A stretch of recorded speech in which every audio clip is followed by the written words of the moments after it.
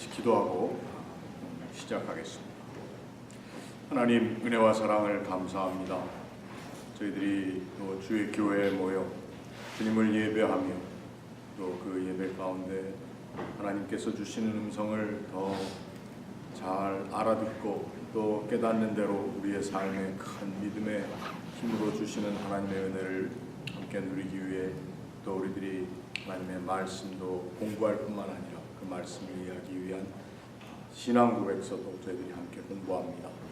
오늘부터 시작하는 웨스트민스터 신앙 고백 함께 읽어나갈 때 또 이 말씀을 통해서 우리의 신앙을 다시 한번 점검하게 하여 주시옵소서. 감사하며 예수님의 이름으로 기도합니다. 여러분 스위스 신앙 고백이라고도 하는 그 제2 헬비틱 신앙 고백 하시느라고 긴 시간 보내셨죠? 근데 오늘 우리가 공부하려고 하는 이 웨스트민스터 신앙 고백은 그보다 좀 더 깁니다. 그래서 우리가 한번 쭉 읽어나간다 생각하시고 우리가 또 다 아는 특별히 웨스트민스터 신앙 고백은 우리 장로교는 한국에 있는 장로교에서는 그저 이게 다 신앙 고백의 전부입니다. 다른 거 사도신경과 웨스트민스터 신앙 고백 뭐 어떤 경우에는 니케아 신조도 별로 그렇게 잘 교회에서 하지 않고 있고, 근데 이 웨스트민스터 신앙 고백이라고 하는 것이 어디에서 이름이 왔을까요?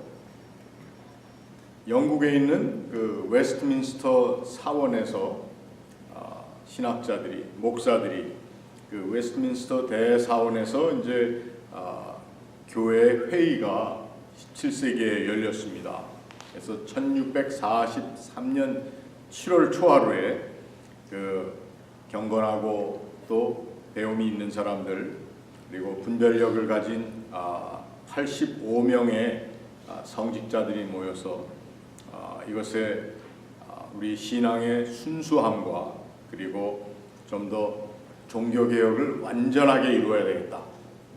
그 영국의 그 당시 국교는 오늘 우리 성공회라고 얘기하는 앵글리칸 처치 또는 여기 미국에서 에피스코팔리안 처치라고도 이렇게 얘기를 하는데 여기 우리도 시카고에도 성공회가 하나 있죠. 근데 그 성공회가 영국의 종교개혁으로 이루어진 영국 국교지만 어찌 보면 지금도 우리가 성공회 가보면은 거진 캐톨릭하고 비슷하고 그렇게 큰 차이가 없는 것처럼 보일 때가 있습니다. 그래서 우리가 좀 더 온전한 개혁을 해야 된다. 완전한 종교 개혁을 위한 그것을 위해서 핵심이 뭐냐?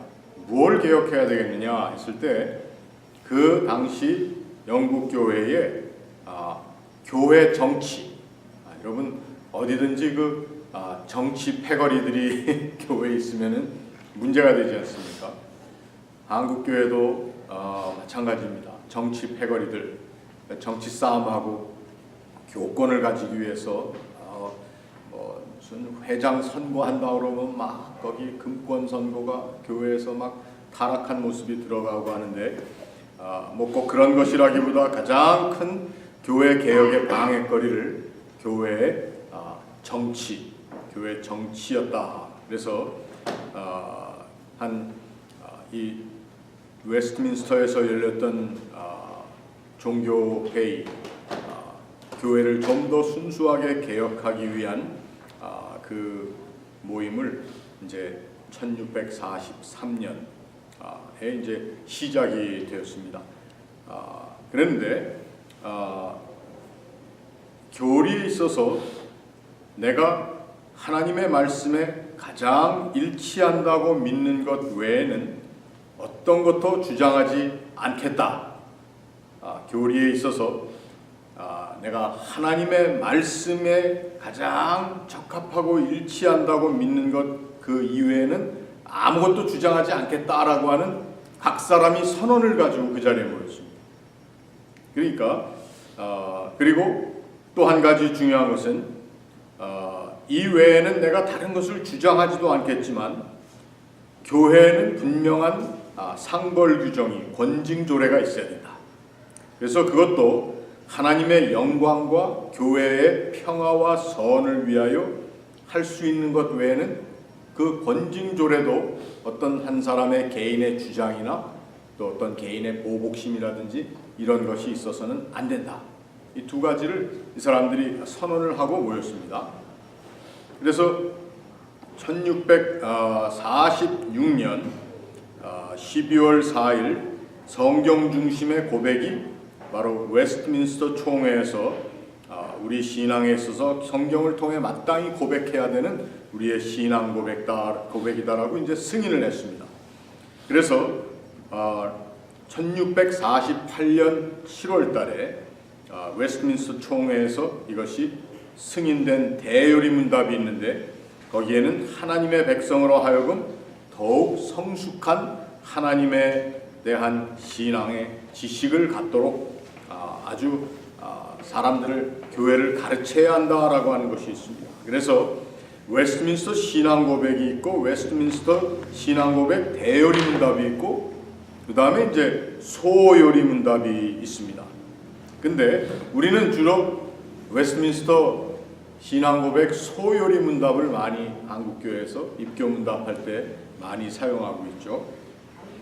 자, 이 웨스트민스터 신앙고백에는 전부 33장이 있습니다. 챕터로 얘기한다면 33장인데 제가 한번 여러분 그 웨스트민스터 신앙고백이 다루고 있는 것이 뭔지를 제가 한번 말씀드릴게요. 첫 번째는 성경에 대해서, 그 다음에 두 번째는 하나님과 삼위일체에 관해서,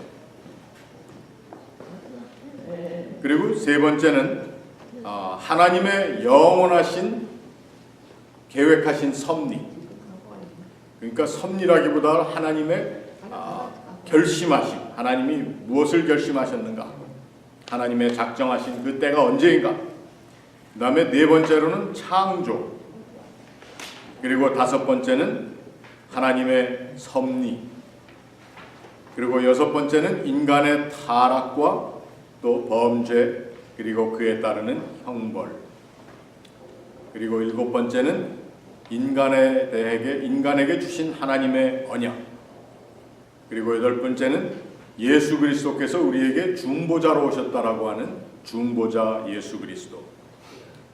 그 다음에 9장에서는 아홉 번째로는 자유의지, 인간의 자유의지에 대해서 다루고, 그 다음에 열 번째는 실제적인 우리를 부르시는 부르심, 하나님이 우리를 부르셨다고 하는, 그 다음에 11번째로는 의롭다 하심, 칭의에 관해서, 그리고 12번째는 우리가 하나님과 관계가 없었는데 하나님께서 우리를 아들, 딸로 입양하셨다, 양자 삼으셨다는 것에 대해서, 그 다음에 13번째는 성화에 관해서 우리가 더욱 거룩하여지는, 그리고 14번째 중요한 것이 구원에 이르는 믿음, 그 다음에 15번째는 생명에 이르는 회개, 그리고 16번째는 우리 인간의 윤리적인 책임, 그리고 17번째는 성도의 궁극적인 신앙이 무엇이냐,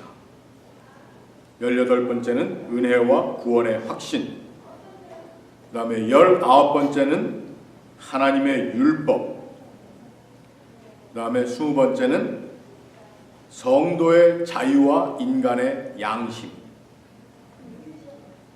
그리고 21번째 예배와 안식일에 관해서, 22번째는 합법적인 맹세의 서원, 우리가 하나님 앞에 서원하는 것에 대해서, 그 다음에 23번째는 나라를 다스리는 위정자들에 대해서 우리가 어떻게 해야 되는가, 그리고 24번째는 결혼과 또 이혼에 관해서, 25번째는 교회, 26번째는 성도들의 교제함, 교통에 관해서, 그 다음에 27번째 성례에 관해서 전반적으로 얘기하고, 28번째는 세례, 29번째는 성찬에 관해서 얘기를 합니다. 그리고 30번째는 교회의 권징, 뭘 잘못했을 때 어떻게 하는가. 그 다음에 31번째는 교회를 이끌어 나가기 위한 그 공의회라고 하는 우리의 뭐 노회라든지 당회라든지 또 총회, 이런 공의회가 왜 필요한가. 그 다음에 32 마지막 두 장에서 32번째는 인간의 사후 상태와 죽은 자의 부활이 어떠할 것인가, 어떤 것으로 믿는가 우리가. 그리고 33 마지막 장에는 마지막 심판에 관해서. 자, 여러분, 이렇게 제가 33개 제목을 쭉 말씀드리니까 우리 교회 신앙에서 다루는 것 다 포함되어 있죠. 뭐 하나 빠진 게 없습니다. 그 정도로 이 85명의 성직자들이 모여서 성경에 근거한, 그리고 교회의 역사 가운데 우리가 잘못한 것, 잘못된 것들을 다 다시 한번 정리하면서 우리가 어떤 교회가 되어야 할 것인가, 이걸 이제 얘기하면서 기록하고, 또 이것이 인증된 것이 바로 이 웨스트민스터 신앙 고백입니다. 여러분, 중요한 것 하나는, 우리가 장로교에서 웨스트민스터 신앙 고백을 굉장히 중요하게 생각하는 이유 중에 하나가 영국의 그 성공회에서 우리가 장로회 중심으로 옮겨가는 그 중요한 움직임이었기 때문에 이 웨스트민스터 신앙 고백을 굉장히 소중히 생각하지만, 여러분, 다른 신앙 고백도 제가 지금 말씀드린 이것이 포함되어 있지 않은 것이 아닙니다. 여러분, 지난 몇 달 동안 공부하신 스위스 신앙 고백도 그렇고, 그 다음에 하이델베르그 신앙 고백도 그렇고, 이 신앙 고백에는 정말 여러 아주 교회의 중요한 신앙의 주제들이 다 담겨 있습니다. 단지 이 웨스트민스터 신앙 고백은 특정하게 장로회, 장로교 정신에 의해서 이게 기록이 되었고, 여기에 근거해서 우리 장로교의 시스템이 세워졌다는 것 때문에 이제 우리가 이 웨스트민스터 신앙 고백을 소중히 여깁니다. 자, 이제부터 한번 쭉 읽어 나가시는데요. 우리 화면에 저렇게 쏘아드리니까 여기에 나와 있는 그 내용들을 우리가 한번 다 다뤄보려면은 시간은 굉장히 많이 걸릴 겁니다. 그러나 이 웨스트민스터 신앙 고백과 같은 신앙 고백의 내용들은 교회 가르침 가운데, 우리 목회자들의 설교 가운데 자주 등장합니다. 그리고 이것이 그냥 사람의 말로 된 것이 아니라 성경을 해설한 것. 여러분 기억나시나요? 목사 안수 받고 장로 집사 안수 받고 권사 취임하고 할 때 선서하는 가운데 뭐를 우리가 서약했죠? 당신은 우리 장로교의 신앙 고백이 하나님 말씀에 믿을 만한 해설서라고 받아들이십니까? 이렇게 이제 질문했을 때 여러분들이 다 예 하고 이제 대답했죠. 저 목사인 저도 안수 받을 때에 이 신앙 고백서가 하나님 말씀, 성경의 권위 있는 해설서로 받아들이십니까? 이렇게 얘기합니다. 그러니까 이 신앙 고백을 우리가 주일에 이렇게 한번 쭉 읽어보는 것도 굉장히 중요한 것이고, 이제 앞으로 이걸 33주 동안 하기에는 좀 너무 길고 좀 이렇게 합쳐서 하도록 하겠습니다. 자, 그래서 오늘은 하나님의 말씀 성경에 관해서 한번 같이 읽어보도록 하겠습니다. 제1장 성경 한번 같이 읽을까요? 본성의 빛과 창조의 섭리의 사역 가운데 하나님의 선하심과 지혜와 능력이 분명하게 나타나 있어서 아무도 하나님을 모른다고 핑계할 수가 없다. 그러나 그러한 것들은 하나님과 그의 뜻을 아는 지식을 주는 데 있어서 지식을 주는 데 있어서 불충분하다.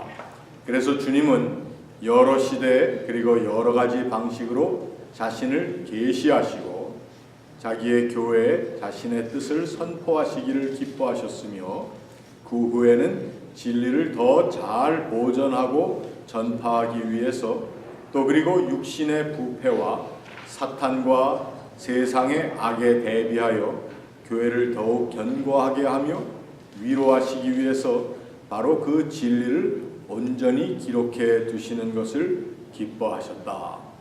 이 같은 이유로 성경이 절대적으로 필요하게 된 것이다. 그리하여 하나님께서 자기 백성에게 자신의 뜻을 직접 계시해 주시던 과거의 방식들은 이제 중단되었다. 자, 여러분, 이게 굉장히 중요한 말씀입니다. 하나님께서 자기 백성에게 자신의 뜻을 직접 계시해 주시던 과거의 방식들은 여러 가지가 있지 않겠습니까? 그 과거의 방식이라는 것은 정말 아브라함에게 하나님의 천사들이 나타나셨다든지, 또 야곱의 꿈에 본 사닥다리 이런 것들, 물론 이런 신비한 방식이 중단되었다고 표현한 것 자체는 어떤 사람들은 좀 너무 그렇다, 요즘도 이러한 것들이 있지 않느냐 얘기를 하지만, 이 성경을 강조하기 위해서 한 것입니다. 그것은 어떤 사람의 주관적인 판단으로 하나님의 뜻이 이렇게 나한테 왔다 이렇게 얘기하는 게 아니라 객관적이고 또 우리가 읽고 깨달을 수 있는 방법으로 이렇게 해 주셨다는 것입니다. 그래서 하나님께서는 하나님의 진리를 더 잘 보존하고 또 전파하고 또 이 세상 사는 우리들이 사단의 권세에서 부패하는 것을 막기 위해서 교회를 더욱더 견고하게 세울 수 있는 것을 무엇으로 주셨느냐? 이것이 진리의 말씀인 성경이라는 것입니다. 성경이 중심이라는 것입니다. 어떤 신비한 계시나 이러한 것이 중심이 아닙니다. 하나님의 말씀이 중심입니다. 자, 두 번째, 성경 같이 읽습니다. 성경 혹은 기록된 하나님의 말씀에는 지금 신구약에 있는 다음과 같은 모든 책들이 포함된다. 자, 여러분, 이거는 다 읽지 않아도 되겠죠? 어떻습니까? 39, 27, 구약 39권, 신약 27권인데 그래도 그 책의 순서는 교인이라면 알아야 됩니다. 요즘은 또 교회 와도 성경 안 펴도 화면에 다 띄워드리니까 성경을 아예 펴지도 않는 분들도 있는 것 같아요. 우리 교회는 한 사람도 없겠지만. 그래서 성경의 순서는 알아야 돼요. 제일 민망한 게 어떤 데인 줄 아십니까? 뭐했는데 데살로니가 후서 하니까 그냥 직분자들이 막 찾는 거예요. 막 뒤적뒤적 읽으려고 그랬는데 그 뒤적뒤적거리는 소리에 못 읽겠어요. 아직 못 찾았고요. 그 민망한 거. 그래도 우리 성경 순서는 한번 잘 알아야 되겠습니다. 자, 세 번째, 일반적으로 같이 읽겠습니다. 외경이라고 불리우는 책들은 신적 영감으로 된 것이 아니기 때문에 성경의 정경의 일부가 아니며 따라서 하나님의 교회에서 아무 권위가 없고 다른 인간적인 저작물보다 더 나을 것이 없으며 사용 가치가 있는 것도 아니다. 이건 이제 그 당시에 성경에 지금도 우리 어떤 성경에 보면은 공동 번역이나 또 우리 미국 장로교에서도 쓰고 있는 NRSV 같은 데 보면은 외경도 같이 포함해서 쓰는 책들이 있습니다. 왜냐하면 그건 캐톨릭 교회에서 쓰고 있기 때문에. 근데 이 당시에는 아주 극적인 그 구교로부터 또 영국 성공회로부터의 개혁, 탈피를 강조한 거기 때문에 거기서 쓰는 어떠한 외경도 우리는 성경에 포함하지 않는다. 이걸 아주 강력하게 얘기하는 것입니다. 그리고 좀 더 얘기해서 그 성경이 아닌 외경은 이 세상의 다른 소설이나 다 비슷하다. 권위가 없다. 이렇게까지 얘기를 한 겁니다. 자, 그러면은 성경에는 어떤 권위가 있는가? 4번 읽어보겠습니다. 성경에는 권위가 있다. 그 권위 때문에 우리는 성경을 믿고 순종해야 하는 것이다. 성경의 권위는 어떤 사람이나 교회의 증거에 의해 좌우되는 것이 아니고 그것의 저자이시요 진리 자체이신 하나님께 전적으로 달려있다. 그러므로 우리가 성경의 권위를 받아들여야 하는 것은 그것이 하나님의 말씀이기 때문이다. 자, 다섯 번째, 우리는 교회의 증거에 의해서 감동과 권유를 받아 성경을 아주 고상하고 존귀하게 여기는 데까지 이를 수가 있다. 그리고 성경 자체가 가지고 있는 내용의 신령함, 교훈의 효험, 문체의 웅장함, 모든 부분의 내용상의 일치성, 내용 전체의 목표, 하나님께 모든 영광을 돌려드리는 것, 또 인간의 구원을 위한 유일한 길을 밝혀주는 충분한 내용 전개, 이외에도 많은 비교할 수 없이 좋은 점들, 그리고 성경의 전체적인 완전성 등은 하나님의 말씀이라는 것을 충분하게 입증해주는 논증들이다. 성경의 권위에 대해서 얘기하고 그 다음에 그 권위에 대한 것을 얘기하고 있지만, 그럼에도 불구하고 그렇지만 읽어보겠습니다. 성경이 무오한 진리요 신적 권위를 가지고 있다는 것을 우리가 충분하게 납득하고 확신하게 되는 것은 우리의 심령 속에서 말씀에 의하여 말씀을 가지고 증거하시는 성령의 내적 사역에 의해서이다. 여러분, 이게 굉장히 중요한 거죠. 저 사람은 성경을 참 잘 알아. 어떤 목사님은 성경을 재미있게 설명을 잘 하셔. 이런 것도 물론 중요하지만, 그러나 그것이 어떤 사람의 재간이나 또 어떤 사람의 이성적인 판단과 또 공부를 많이 했다고 하는 어떤 지적 재료가 풍성해서 이 말씀이 전파되고 잘 이해될 수 있다, 이것은 아닙니다. 이 성경 말씀이 우리에게 다가오고 우리에게 이해되고 우리를 성화시키고 하는 모든 것은 우리가 하는 게 아니라는 겁니다. 누가 하는 거예요? 성령께서, 하나님께서 성령의 우리 안에 내적인 사역을 통해서 하시는 것이라는 겁니다. 그래서 우리가 어떤 성경에 대한 이것이 여기에 있는 어떤 물건인데 이것을 내가 잘 분석하고 잘 해가지고 이거를 내가 이해할 수 있는 걸로 받아들이는 능력이 나한테 있었다라고 생각하면 그건 빵점. 내가 아무리 귀한 지식을 가지고 많이 공부를 하고 이것을 연구하고 한다 할지라도 이것이 나의 연구가 아니라 무엇을 통해서 하나님의 거룩하신 영이 나를 감동시키셔야지만 이 말씀의 뜻을 우리가 깨달을 수 있다는 것이죠. 그래서 우리 예배 시간에 하나님의 말씀을 읽고 우리 성가대 찬양을 하고 목사가 기도를 하고 설교를 하지 않습니까?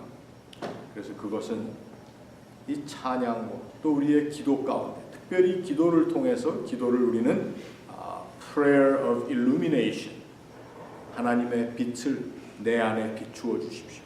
성령의 내 안에서의 역사하심을 기도하는 것이 그게 이제 목회자가 설교하기 전에 하는 기도의 내용입니다. 순서에 의해서 하는 게 아니라 하나님의 말씀을 우리들의 똑똑한 머리로 알아듣고 이게 아니고 내 안에서 하나님께서 역사해 주시기를 바라는 것입니다. 그래서 우리의 심령 속에서 말씀에 의하여 말씀을 가지고 증거하시는 성령의 내적 사역에 의해서 우리는 이 하나님의 말씀을 깨닫고 증거함을 받을 수가 있다. 자, 6번째, 하나님 자신의 영광과 인간의 구원, 신앙과 생활에 필요한 모든 것에 관하여 하나님이 가지고 계시는 모든 계획은 성경에 분명하게 기록되어 있거나 아니면 선하고 적절한 추론에 의하여 성경에서 연역될 수가 있다. 자, 여기에 이제 선하고 또 그 다음에 뭐라고 그랬습니까? 적절한 추론이라고 하는 것이 우리가 생각하고 이렇게 파고들고 하는 것. 그래서 아까 제가 말씀드린 성령의 내적 사역이라고 해서 우리가 연구하고 이런 것이 필요 없다는 것이 아니죠. 우리는 그것을 깨달을 수 있도록 그래서 성경에서 연역될 수가 있다. 이 연역된다고 하는 말을 가지고 요즘 뭐 귀납법적인 설교를 하느냐, 연역법적인 설교를 하느냐, 뭐 그런 걸 많이 얘기하는데 결국은 연역이라고 하는 것은 이 말씀 본문을 가지고 우리가 본문을 중심으로 말씀을 찾아나가는 어떤 무슨 좋은 이야기들을 통해서 그다 말씀을 꽤 맞추는 게 아니고 말씀을 먼저 말씀으로부터 우리가 무엇인가를 꺼낼 수 있는, 그러므로 이 성경에다 성령의 새로운 계시에 의해서든지 혹은 인간들의 전통에 의해서든지 아무것도 어느 때를 막론하고 더 첨가할 수가 없다. 그러나 말씀으로 계시되어 있는 그러한 것들을 구원론적으로 이해하는 데는 하나님의 성령의 내적 조명이 필요하다는 것을 우리는 인정한다. 또한 하나님께 드리는 예배와 교회의 정치에 관하여는 인간적인 활동이나 단체에서도 찾아볼 수 있는 어떤 격식들이 있다는 것을 인정한다. 이러한 격식들은 반드시 준수되어야 하는 말씀의 일반적인 법칙들을 따라서 본성의 빛과 기독교인의 신중한 사려 분별에 의하여 정해져야 하는 것이다. 말이 굉장히 어렵죠. 말이 어려운데 이 내용은 무엇을 얘기하는가 하면은 성령께서 오늘 여기 나와 있는 말씀의 본질적인 어떤 본성의 빛, 그 말씀이 가지고 있는 우리가 우리의 말로 무엇이라고 표현할 수 없지만 그 말씀이 내 안에서 성령의 도우심으로 역사하는 것도 중요하지만, 그러나 우리가 모든 일에 있어서 하나님께서 우리에게 허락하신 이성을 가지고 신중하게 그 말씀을 분별해서 이해하는 것이 필요하다.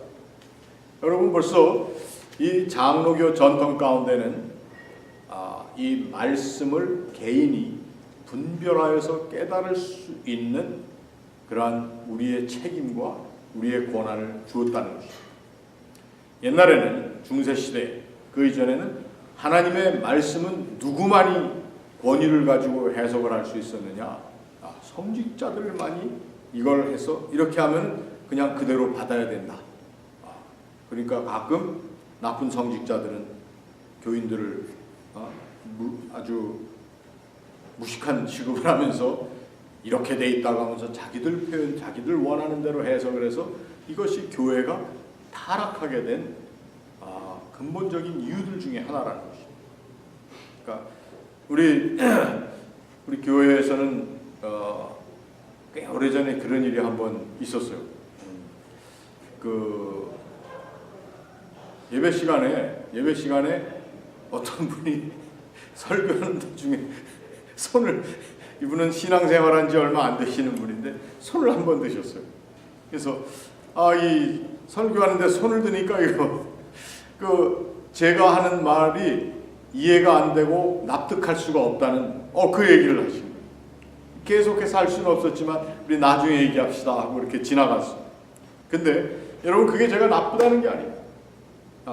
오늘부터 그렇게 하십시오 그 얘기하는 것은 아니지만, 우리가 함께 하나님의 말씀을 묵상하면서 물론 우리 목회자들에게, 성직자들에게 하나님의 말씀을 더 잘 분별하여 여러분들에게 전할 수 있는 교육도 받고 이런 것이 있지만, 그렇기 때문에 그것이 우리에게만 주어진 권위는 아니라 여러분들이 말씀을, 그래서 구역 공부도 하면서 제가 교재를 만들어 드리면 아마 다 가보진 않았어도 그럴 수도 있을 거예요. 이거 뭐 교재 이게 너무 어렵다 이거. 나는 여기 이렇게 하라고 그러는 거랑 좀 디서그리 한다. 제가 꼭 이게 맞다고 보지 않습니다. 뭐 이렇게 할 수도 있어요. 이걸 나쁘다는 것이. 그러나 가장 중요한 것은 하나님께서 나에게 주신 그 이성조차도 내가 하나님의 뜻대로 제대로 정말 사용하고 있는가. 겸손한 마음과 그리고 또한 그 말씀을 사랑하는 그러한 열정을 가지고 우리 성직자들이나 평신도들이나 다 그렇게 말씀을 대해야 된다고 하는 것입니다. 자, 그러나 그것을 이해하고 따르는 데 있어서의 교회의 가르침과 전통을 그걸 업신여길 수는 없다는 것을 얘기합니다. 자, 7번 같이 읽습니다. 성경에 있는 모든 것들은 그 자체가 한결같이 명백하거나 모든 사람에게 한결같이 분명하게 받아들여지지는 않는다. 어떤 사람들에게는 이해하기 힘들고 받아들여지기 힘든 부분도 있습니다. 그렇지만 구원을 얻기 위해서 알아야 하고 믿고 지켜야 할 필요가 있는 것들은 성경 안에 여러 곳에 아주 분명하게 제시되어 있고 밝혀져 있기 때문에 유식한 사람뿐만 아니라 무식한 사람일지라도 통상적인 방법을 적당하게 사용하기만 하면 그것들을 충분하게 이해할 수가 있다. 자, 8번째, 히브리어로 되어 있는 구약 성경. 히브리어는 옛날 하나님의 백성들이 사용한 원어였다. 또 헬라어로 되어 있는 신약 성경. 헬라어는 신약 성경이 기록될 당시 가장 일반적으로 사용되었던 국제어였다. 이것들 곧 히브리어와 헬라어는 하나님에 의해 직접 영감되었고 또한 하나님의 비상한 보호와 섭리에 의해 예나 지금이나 순전하게 보존되었기 때문에 그러므로 신임할 만하다. 이 구약과 신약 성경 말씀은 하나님에 의해 직접 영감되었고 또 하나님의 비상한 보호와 섭리에 의해 예나 지금이나 순전하게 보존되었기 때문에 그러므로 믿을 만하다. 여기 한 가지 나중에 더 첨가되겠지만 이 우리가 가지고 있는 읽어보는 이 본문은 웨스트민스터 신앙고백이 처음 만들어졌을 때 그 첫 번째 초판을 이제 한국말로 번역한 겁니다. 이게 여러 번 개정이 됐습니다. 나중에. 근데 이제 구약 성경은 히브리 말로만 되어 있는 것이 아니라 아람어로도 되어 있습니다. 아람어로도 되어 있는 부분이 있어요. 그러니까 다 히브리 말은 아니죠. 자, 신약 성경에 나와 있는 헬라 말은 여기 정확하게 얘기를 했습니다. 당시에 좀 배운 사람들은 고전적인 그릭, 헬라, 히라버를 쓰고 있었습니다. 그러나 신약 성경을 쓴 그 헬라어는 우리가 얘기하는 코인의 헬라어, 코인의 그릭이라고 그래가지고 그것은 아주 평민들이 쓰는 그런 이제 히라버였습니다. 그러니까 하나님께서는 이 말씀을 그 당시에 많은 사람들이 정확하게 표현할 수 있다고 하는 그리고 시적이고 멋있게 표현할 수 있다고 하는 고전적인 그리스어로 쓰게 하지 않으시고 그 당시에 장바구니 리스트에다 적는 그런 글 같은 그런 아주 평범한 사람들이 쓸 수 있는 헬라어로 이 신약 성경이 쓰여지게 하셨다는 겁니다.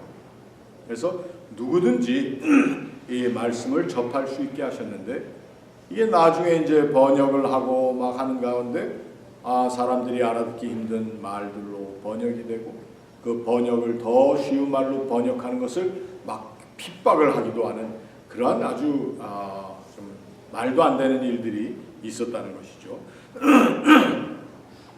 자, 계속해서 읽습니다. 그러기에 모든 종교적인 논쟁에 있어서 교회는 최종적으로 성경에 의존해야 하는 것이다. 하나님의 모든 백성들은 성경을 가질 권리와 관심을 가지고 있으며 하나님을 경외하는 마음으로 성경을 읽고 연구하도록 명령받았지만은 성경의 원어를 모든 사람이 아는 것은 아니다. 그러므로 성경은 성경이 전수된 모든 나라의 자국어로 번역되어야 한다. 그리하여 하나님의 말씀이 모든 사람에게 풍성히 거하게 하여 그들이 하나님을 합당한 방법으로 예배할 수 있게 하며 성경이 주는 인내와 위로를 통하여 소망을 가질 수 있도록 해주어야 한다. 9번째, 성경 해석을 위한 무호한 법칙은 성경 자체이다. 그러므로 어떤 성경 귀절의 참되고 완전한 의미에 대하여 의문이 생길 때에는 보다 분명하게 말하고 있는 다른 귀절을 통하여 연구하고 알아내야 한다. 자, 이게 이제 우리 장로교회 아버지인 칼빈 선생이 얘기한 성경 말씀으로 성경 말씀을 풀게 하라 이런 말이 있습니다. 요즘 우리 여러분 제가 여러분들에게 말씀을 전하고 할 때 제가 아주 구식 고전적인 방법으로 하고 있습니다. 뭐냐? 그저 웬만하면 예화도 성경에서 끌어오는 것이 좋겠다. 물론 재밌는 얘기들 또 그걸 들러서 성경을 더 잘 이해할 수 있는 요즘 얘기들도 많이 있죠. 그러나 성경에 있는 말씀 가지고도 성경에 이해되지 않는 부분들을 많이 해석할 수가 있습니다. 오늘 이따 제가 주일 설교 시간에 주님 주시는 평화에 대해서 얘기를 하겠는데, 그 평화, 도대체 주님 주시는 평화 무슨 뜻인가? 뭘 어떻게 하라는 건가? 보면은 바로 전전전장의 같은 책에 요한복음에 그것이 다 있어요. 주님 하신 말씀 가운데. 그러니까 성경을 통해서 깨달아 알게 한다는 것이 굉장히 우리 신앙 고백적인 방법. 여러분, 뭐 제가 하는 게 옳다는 얘기를 하는 것이 아니에요. 이것을 우리들이 배워야 돼요. 우리들이 다 함께. 자, 10번째. 최고의 재판관은 성경에서 말씀하시는 성령 외에는 다른 아무도 될 수가 없다. 이 재판관에 의하여 종교에 관한 모든 논쟁들이 결정되어야 하고, 교회 회의의 모든 신조들과 고대 교부들의 학설들과 사람들의 교훈들과 거짓 영들이 검토되어야 하며, 그의 판결, 곧 하나님의 말씀의 판결에 우리는 순복해야 한다. 그래서 우리 미국 장로교 헌법에 보면은 이 첫 번째가 우리 신앙 고백서고, 두 번째가 우리 장로교의 소위 말하는 규례서입니다. 거기에 보면은 우리 장로교인들이 제가 장로교 하니까 좀 우습습니다만, 우리 장로교인들이 가지고 있는 가장 근본적인 신앙은 이겁니다. 우리 나중에 또 나오는데, 우리 인간의 양심이 물론 전적으로 타락했다고 하지만 이것은 원래 하나님이 주신 것이기 때문에 회복돼야 됩니다. 그래서 인간 양심이 소중하기 때문에 우리 인간 양심을 어떤 이 세상의 것들도 우리 인간 양심을 건드릴 수가 없다. 단 우리 인간 양심은 무엇의 지배를 받느냐? 하나님의 말씀의 지배를 받아야 된다. 이렇게 되어 있습니다. 우리 하나님의 말씀이라는 것이 나의 모든 것을, 내 속에 가장 깊은 곳의 것을 다루는 분이 바로 하나님의 말씀이라는 것입니다. 그래서 이 말씀이 이처럼 중요하기 때문에 웨스트민스터 신앙 고백의 첫 번째는 하나님의 말씀에 관해서 이야기하고 있습니다. 자, 좀 어려운 내용이지만 오늘 2장을 한번 읽어만 보고 넘어가겠습니다. 하나님과 삼위일체에 관해서. 자, 1. 살아계시고 참되신 하나님은 오직 한 분만이 계신다. 그는 존재와 완전성에서 무한하시고 가장 순결한 영으로서 볼 수 없고 몸과 지체가 없으시며, 또 사람과 같은 성정도 없으시고, 그 다음에 변치 않으시고, 또 뭐라고 그랬습니까? 제가 여기를 변치 않으시고 어떻게 됐죠? 광대하시고, 그 다음에 영원하시고, 헤아릴 수 없으시고, 전능하시고, 지극히 지혜로우시며, 가장 거룩하시고, 가장 자유로우시고, 가장 절대적이시다.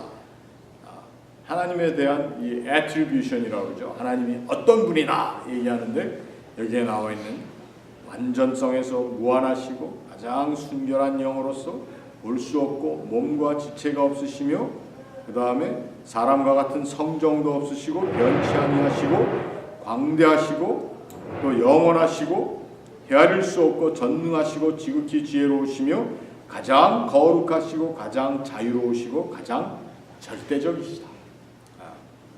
나중에 이 가장 자유로우시고 절대적이시다라고 하는 부분이 후대에 가서 우리 교회에 하나님의 절대적인 은혜를 설명하는 데 많이 이용되고 있습니다. 그것은 후에 우리가 좀 더 다뤄보도록 하겠습니다. 자, 그는 모든 일을 자신의 변함없으시고 가장 의로운 뜻의 계획을 따라 행하시되 자신의 영광을 위하여 하신다. 그는 가장 사랑이 많으시고 은혜로우시며 긍휼이 많으시고 오래 참으시며 인자와 진실이 많으시고 죄악과 죄과와 죄를 용서하시고 자기를 부지런히 찾는 자들에게는 상을 주시는 이시다. 동시에 그의 심판은 가장 공의롭고 무서우며 모든 죄를 미워하시고 결단코 사면하지 않으시는 분이시다. 이게 다 누가 얘기한 겁니까? 누가 얘기한 겁니까? 하나님 말씀하신 거예요. 뭘 통해서? 성경을 통해서. 여기 있는 내용들이 다 사람의 마음대로 표현한 게 아니라 전부 성경에 있는 내용이라고 해서 성경 구절들을 저기에 다 달아놨습니다. 자, 두 번째, 하나님은 본질적으로 그리고 스스로 완전한 생명과 영광과 선과 행복을 가지고 계신다. 그는 본질에 있어서 그리고 자기에 대하여 홀로 완전히 자족하신다. 그래서 그는 자기가 만드신 피조물의 도움을 필요로 하지 않으시며 그들에게서 아무 영광도 얻으려 하지 않으시고 다만 자신의 영광을 피조물들과 그들 안에서 그것들에 의해서 그것들에게 그것들 위에 나타내실 분이다. 재미있죠? 표현이. 그는 가장 절대적인 주권을 가지고 모든 만물을 통치하시며 그것들에 의하여 그것들을 위하여 그것들 위에 자신이 기뻐하시고 원하시는 것은 무엇이든지 행하신다. 하나님의 절대적임을 이야기합니다. 또 그는 그 다음 읽어나갑니다. 그는 홀로 모든 존재의 유일한 근원이시요 모든 만물은 그에게서 나오고 그로 말미암아 그에게로 돌아간다.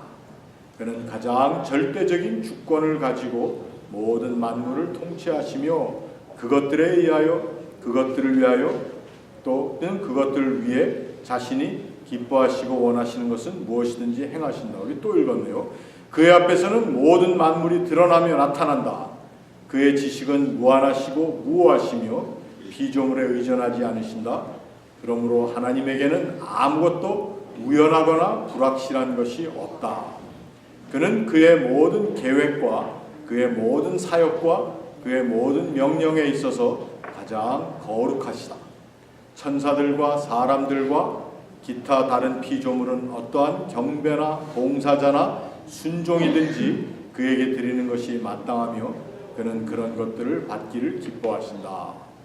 자, 세 번째, 하나님의 본체는 하나이시며 곧 동시에 삼위이시다. 즉 본체의 능력과 영원성에 있어서 동일하신 성부 하나님과 성자 하나님과 성령 하나님이시다. 성부는 아무에게서도 나시거나 나오시지 않으시고 성자는 성부에게서 영원히 나셨고 성령은 성부와 성자로부터 영원히 나오신다. 자, 우리 이 삼위일체에 관한 마지막 대목은 다음 주일에 우리 계속해서 해 나가도록 하겠습니다. 그리고 이제 하나님의 영원하신 작정에 관해서 제 3장을 다음 주에 공부하도록 하겠습니다. 자, 같이 기도하고 마칩니다. 하나님, 우리에게 거룩하신 아버지가 되시고 또 예수 그리스도 귀한 아들을 우리에게 보내시어서 하나님의 거룩한 구원의 사역을 이루게 하시고 또 성령 하나님의 역사하심을 통해 교회를 이루시고 오늘 저희들을 이 자리에 불러 하나님의 선한 백성으로 예배하게 하시니 감사합니다. 이 모든 것을 증거해 주시는 하나님의 말씀을 우리에게 주심을 감사하며 오늘도 우리의 신앙의 모든 삶이 하나님의 말씀에 근거한 말씀 중심의 삶이 되게 하시고 또 말씀이 육신이 되신 예수 그리스도의 이름을 지닌 존귀한 백성이 되고 또 그 말씀의 뜻을 깨달아 알게 하시는 성령의 도우심을 늘 체험하며 사는 저희들 되게 하옵소서. 예수님의 이름으로 기도합니다. 아멘.